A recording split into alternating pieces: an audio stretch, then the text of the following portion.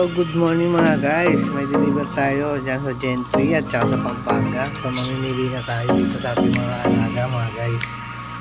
So ayan, deliver tayo sa Pampanga, tatlong trio, may free 1 trio. Sa Gentry naman ay 1 trio. So ayan guys, mamili na tayo dito. Kasi mga wala pa mga guys, game na lang po. Ano tayo nito nyo? Bili na. So ano pa, hindi mamili na tayo para sa mga customer natin. Sana natin mamili.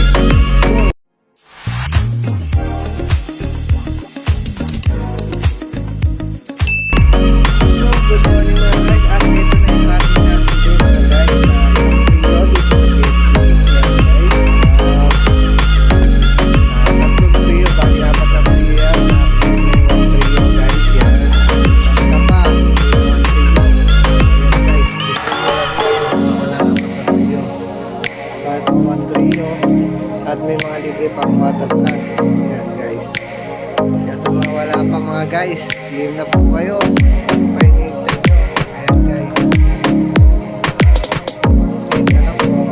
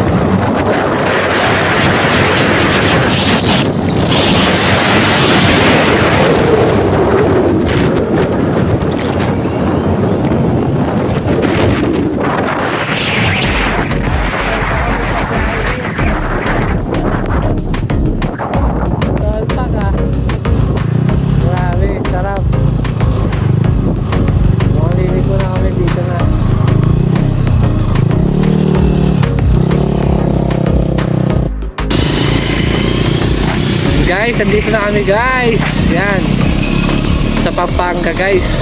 Grabe mga biyahe dito guys. Pero sulit yung andar mo guys sa isang straight line lang talaga.